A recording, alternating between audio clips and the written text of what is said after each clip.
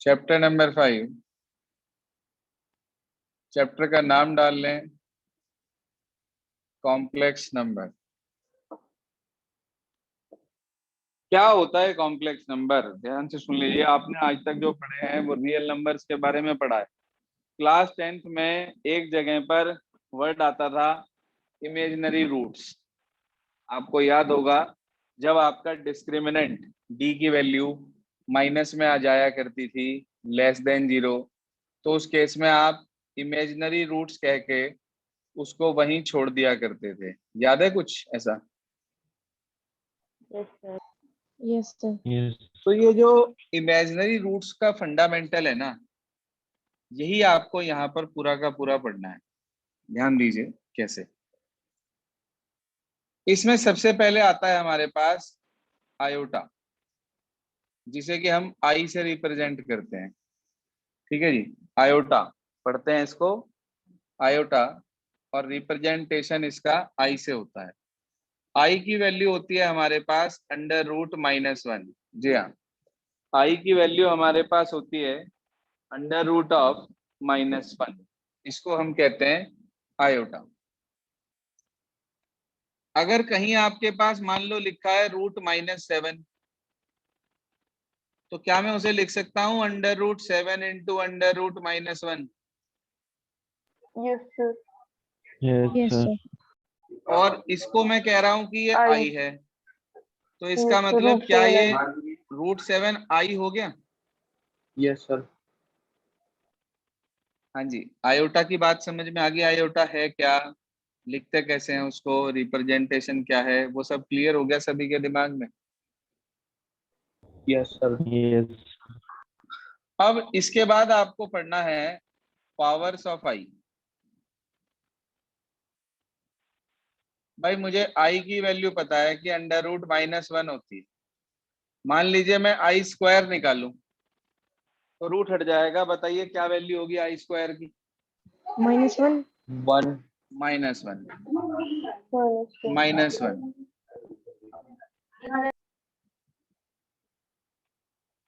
तो आपने आज तक ये पढ़ा कि किसी का भी स्क्वायर कभी भी नेगेटिव नहीं होता था, लेकिन अब यहाँ पर आप देख रहे हैं कि आई स्क्वायर की वैल्यू माइनस में आ गई।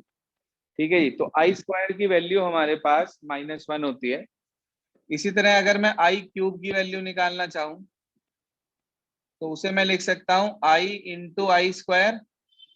आई स्क्वायर की वैल्यू है -1, तो यानी कि आई क्यूब की वैल्यू हो गई -i।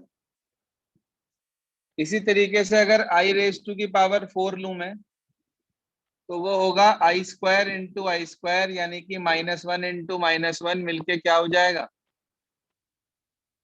1। +1। तो ध्यान रखना, आई की पावर 4 का कोई भी मल्टीपल आ जाए, चाहे वो i⁴ है, i⁴ है, i⁴ है, i⁴ है,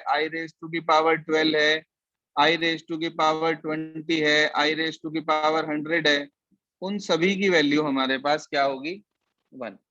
यानी कि i⁴n। इसका मतलब आई की पावर में 4 का अगर कोई भी मल्टीपल आपके पास आता है तो उसकी वैल्यू हमेशा हमारे पास 1 होती है। ठीक है जी, क्यों होती है? वजह आपको बताई मैंने कि भाई आप i⁴ ले रहे हैं तो वो आई स्क्वायर इंटू आई स्क्वायर यानी कि -1 इंटू -1 +1 दे रहा है, और 1 की आप कितनी भी पावर कर लो 1 ही रहता है। तो इसका मतलब आई की पावर 4 का कोई भी मल्टीपल यदि हमारे पास आएगा तो उसकी वैल्यू हमेशा हमारे पास कितनी होगी सर? 1। 1। क्लियर होगी बात? Yes sir. अब इसके ऊपर सिंप्लीफिकेशंस के कुछ क्वेश्चन आते हैं, वो भी बताऊंगा। अब हम बात करते हैं सबसे पहले कॉम्प्लेक्स नंबर की। कॉम्प्लेक्स नंबर को बेसिकली z से रिप्रेजेंट किया जाता है। कॉम्प्लेक्स नंबर होता क्या है? It is the combination of real and imaginary part. Imaginary number, real number और इमेजिनरी नंबर के कंबाइंड कॉम्बिनेशन को हम कॉम्प्लेक्स नंबर का नाम देते हैं। क्या मतलब है? मैंने आपके सामने लिखा z = a + ib।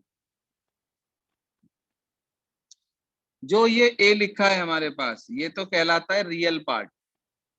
क्या कहलाता है मेरे बच्चे? ये रियल पार्ट।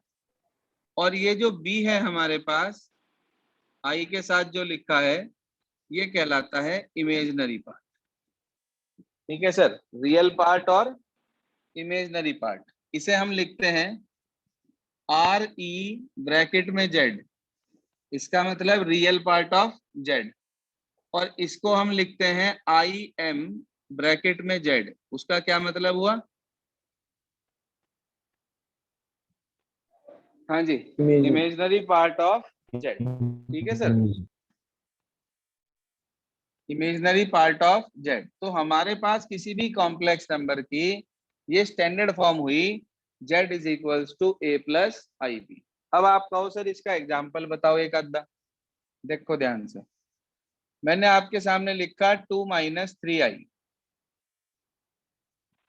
अब मैं आपसे पूछना चाहता हूं कि भाई इसका रियल पार्ट कितना है? 2 2 Sir, 2. Real part. तो रियल पार्ट ऑफ जेड है 2। अच्छा, मैं आपसे पूछना चाहता हूँ भाई इसका इमेजिनरी पार्ट कितना है? Imaginary part of Z -3 -3 -3। आई को नहीं लेंगे, जो ये आयोटा है इसे इमेजिनरी पार्ट के साथ कंसिडर नहीं करेंगे, आप ऐसे ही छोड़ेंगे इसे। अच्छा, अगर मैंने आपके सामने लिखा z इज इक्वल टू 2, सिर्फ z इज इक्वल टू 2, आप इसे स्टैंडर्ड फॉर्म में लिख सकते हैं क्या? 2 + 0 आयोटा। शाबाश, 2 + 0 आई या आयोटा एक ही बात है। What is the value of for real number, real part of z? 2 2. 2 and imaginary part of z? 0.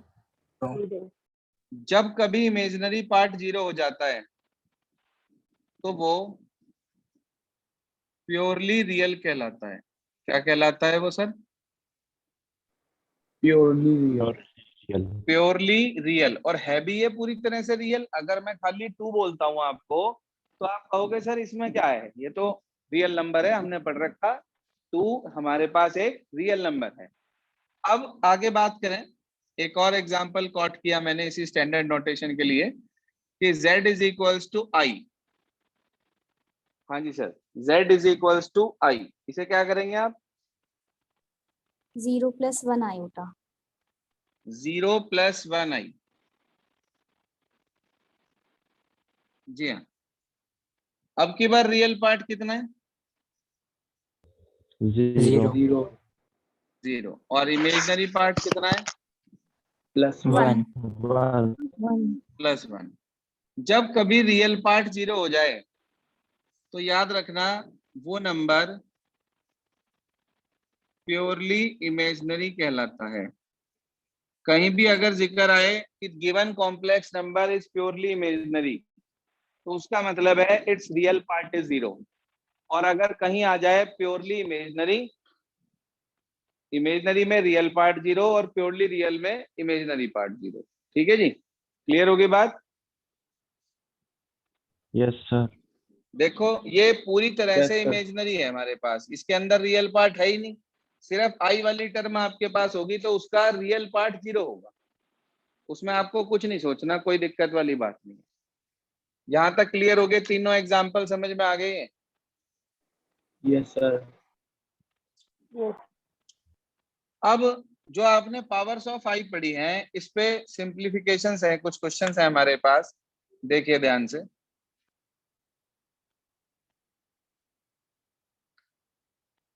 ये तो नोट कर लिया ना सबने powers of I? Yes, sir. Yes, sir. साथ साथ नोट करते चलें प्लीज। देखिए, मान लीजिए आपके पास क्वेश्चन आया कि express in standard form z is equals to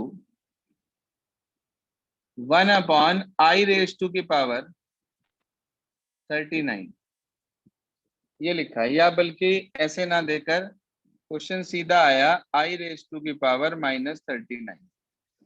ये उसने आपसे ये बोला कि आपको इसे स्टैंडर्ड फॉर्म में चेंज करना है, कोई दिक्कत नहीं है। हमने इसको सिंप्लीफाई करना स्टार्ट करा।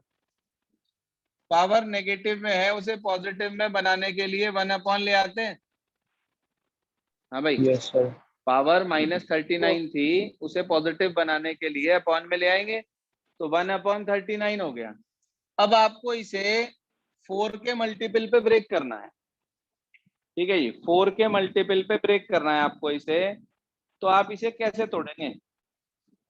सर एक तरफ तो 4 9 के 36 कर लेंगे और एक तरफ आई की पावर 3 कर लेंगे।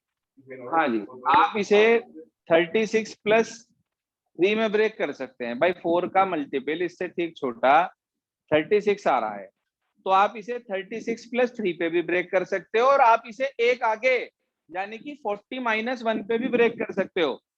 दोनों से सेम रिजल्ट आएगा। कैसे? देखो ध्यान से। पहले मैं आपको इसे 36 पे ब्रेक करके दिखा रहा हूँ। क्यों करा मैंने 4 पे ब्रेक, बता सकता है कोई बच्चा? 4 की ताकि पावर पे क्योंकि ही 4 क्यों के ब्रेक? मल्टीपल सर क्योंकि 4 सर की के सारे आयोटा बिल्कुल की ठीक पावर बात। 1 आ जाती है। क्योंकि 4 की पावर का कोई भी आई होगा वो हमेशा 1 देगा। तो ये बचा 1/1 into i cube. Powers of i में आई क्यूब की क्या वैल्यू है? -1 -1 नहीं, माइनस आई। ठीक है जी, -1 नहीं है, माइनस आई है। तो आप ध्यान दीजिए, आपके पास कुल मिला के -1/आई रह गया। यही तो रहा भाई। Yes sir. क्लास 9th में आपने एक बात पढ़ी थी, रेशनलाइजिंग द डिनोमिनेटर, याद है क्या आपको? Yes sir. वहां पे क्या पढ़ा था आपने कि डिनोमिनेटर में कभी भी रूट नहीं होना चाहिए, ध्यान है आपको? Yes sir. Yes sir. Yes sir. अब यहाँ पे आ गया 1/आई। तो मुझे ये बताओ, क्या अपॉन में रूट है या हट चुका है? है। है।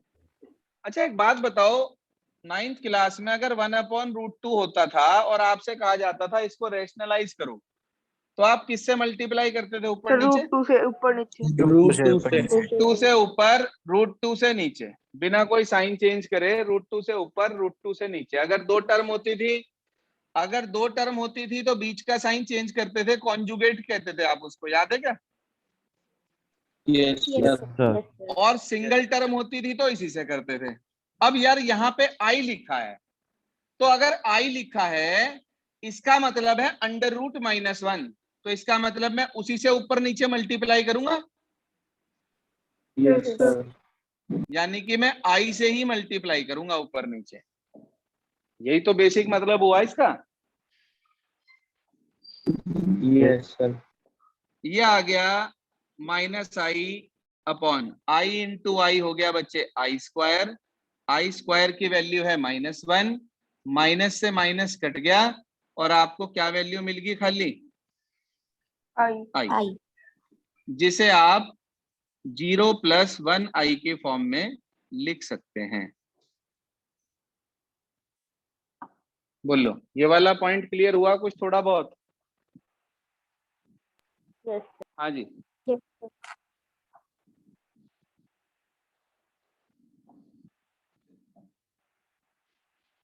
ठीक है जी। अब इसी को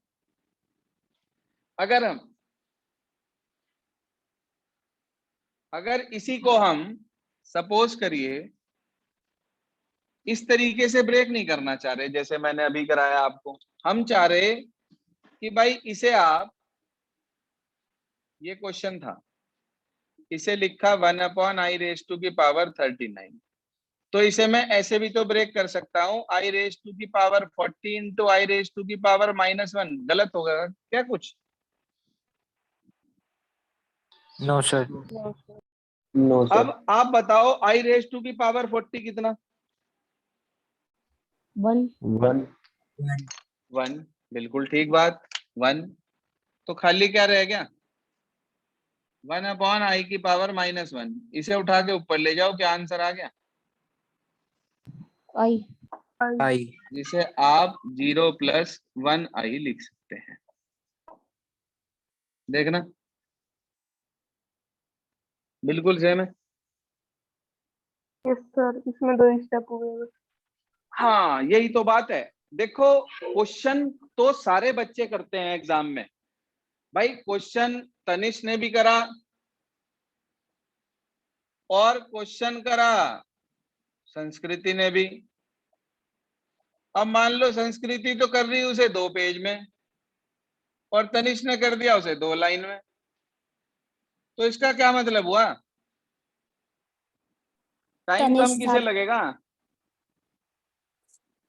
तनिष्क। तनिष को। उसका पेपर सारा पूरा हो जाएगा, लेकिन संस्कृति को लगेगा ज्यादा टाइम, उसका पेपर छूट जाएगा, जैसा आज हुआ। जैसा आज हुआ भाई। आज बच्चों का कहना है पेपर लेंदी था, मेरा कहना है पेपर लेंदी नहीं था, सिर्फ सोच विचार लगानी थी। एक क्वेश्चन आया था आज के पेपर में कि एक सेट है ए और एक दूसरा सेट है बी। पहले सेट के सबसेट के अंदर कुछ m एलिमेंट हैं, दूसरे के अंदर n एलिमेंट हैं, कुछ ऐसा था। और ये कहा था कि पहले के जो सबसेट हैं वो दूसरे से 112 ज्यादा हैं। यही कहा गया था कुछ इस तरीके से। Yes sir. Yes, sir.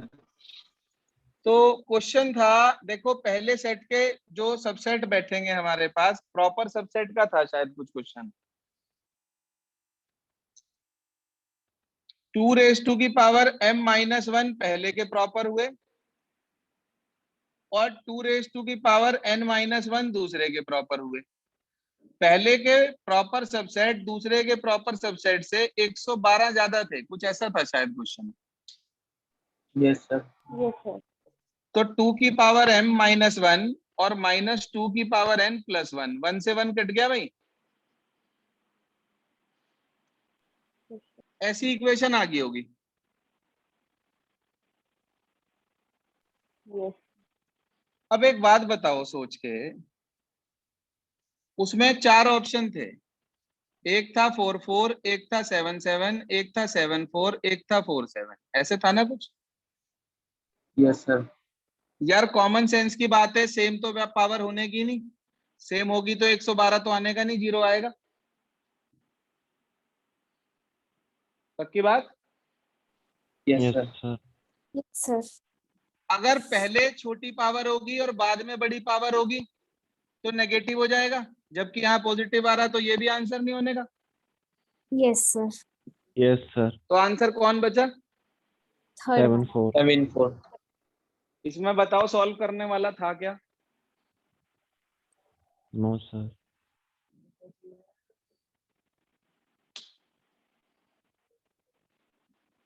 अच्छा क्वेश्चन था। Yes, sir. Yes sir.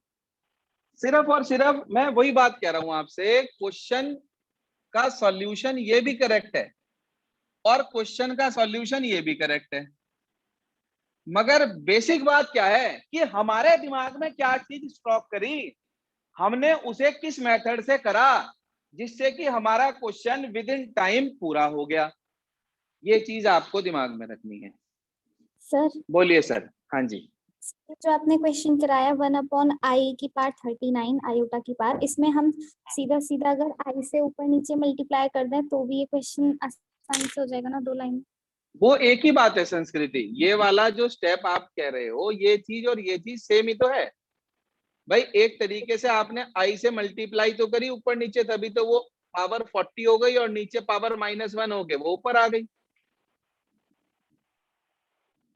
ठीक है आपकी बात बिल्कुल 100%, तब भी आंसर आ जाएगा। जो आप कह रहे हो आंसर उससे भी परफेक्ट आएगा। आप मल्टीप्लाई करो i⁻⁻ की पावर -1 से ऊपर और i⁻⁻ की पावर -1 से नीचे।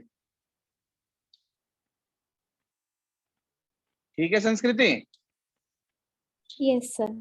ये हो जाएगा i⁻⁻ की पावर -40, जो कि नीचे आके 1 बन जाएगा और इसे ऊपर ले जाएंगे 1 आंसर आ जाएगा। तो मैं वही बात आपको समझाना चाह रहा हूं आप लोग क्या करते हो, आप लोग करते हो रट्टाफिकेशन। रट्टाफिकेशन इज नॉट मैथमेटिक्स, वो सिर्फ और सिर्फ बेकार की बातें हैं, किसी काम का नहीं है मैथमेटिक्स आपके, अगर आप प्रैक्टिकली उसको नहीं सोचते हो तो।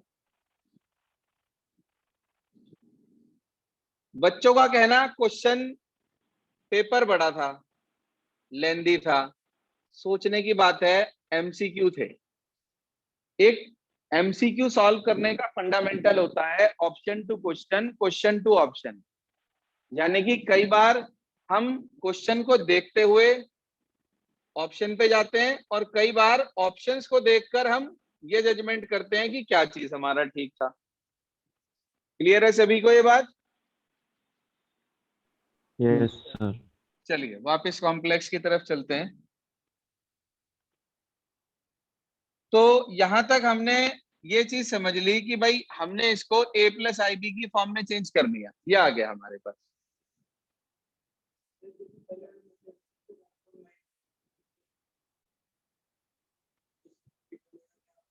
नहीं नहीं, पहले वाले मेथड में वंश का कहना है कि भाई हम इसे ऊपर ले जा सकते थे। नहीं, रेशनलाइज नहीं करते तो आप इसे ऐसे लिखते ना, फिर i minus of i raise to की पावर -1। जहां पावर 1 है तो वो ऊपर जाके तो पावर -1 होती, ये स्टैंडर्ड फॉर्म में थोड़ी ना आ जाता। रेशनलाइजेशन तो जरूरी था यहाँ पर, अगर आप इस फॉर्मेट में कर रहे हैं और आई अपॉन में बच जाता है कहीं भी आपके पास। बोलिए सर, इतना क्लियर हो गया सभी को? Yes. Yes sir. अब इसके अंदर हमारे पास सिर्फ और सिर्फ दो चीजें और बता रहा हूं मैं आज आपको, सुनिए ध्यान से। सबसे पहले इसके अंदर हमारे पास एक टॉपिक आता है कॉन्जुगेट, जो आप पढ़ते आए हैं पहले भी। मान लीजिए आपके पास एक कॉम्प्लेक्स नंबर है a प्लस आई बी, और आप उसका कॉन्जुगेट निकालना चाह रहे हैं, तो कॉन्जुगेट को यहाँ पर z बार से रिप्रेजेंट किया जाता है। तो z bar is equals to a plus I B का होल बार। कॉन्जुगेट में हम बीच वाला साइन चेंज करते हैं, जो आप छोटी क्लास में भी किया करते थे। तो a प्लस आई बी का कॉन्जुगेट हुआ a माइनस आई बी, और a माइनस आई बी का कॉन्जुगेट क्या होगा? a plus I B, A plus a IB. Plus I B. ठीक है सर। एक दूसरी बात आपको यहाँ पर पढ़नी है, वो है मॉड्यूलस। वो क्या होता है सर मॉड्यूलस? उसे मॉड z से रिप्रेजेंट किया जाता है, इस तरीके से, इस साइन को यहाँ मॉड बोलते हैं, मॉड z। मान लीजिए कॉम्प्लेक्स नंबर है a प्लस आई बी, तो मॉड z होता है under root of real part का स्क्वायर प्लस इमेजिनरी पार्ट का स्क्वायर। आई नहीं आता इसके अंदर? क्या कहा मैंने? Under root of real part का स्क्वायर प्लस इमेजिनरी पार्ट का स्क्वायर। आपको मैंने रियल और इमेजिनरी निकालने बताई दिए थे Yes, sir. शुरुआत में सबसे पहले। तो उसी चीज को यहाँ पर हम क्या बोलते हैं? Under root of a square plus B square को मॉड्यूलस। Modulus. क्या बोलते हैं सर? मॉड्यूलस। Modulus. ठीक है जी। कुछ क्वेश्चन दे रहा हूं मैं आपको आज ट्राई करने के लिए, जो आप आराम से कर सकते हैं। नोट करें, एग्जाम्पल नंबर 1 से 6 तक करेंगे, 5th को छोड़कर। एग्जाम्पल नंबर 1 से 6 तक करेंगे, 5th को छोड़कर। 5th अभी छोड़ देना, यह भी मैंने आपको नहीं बताया है। और एक्सरसाइज 5.1 में शुरू के 10 क्वेश्चन करेंगे।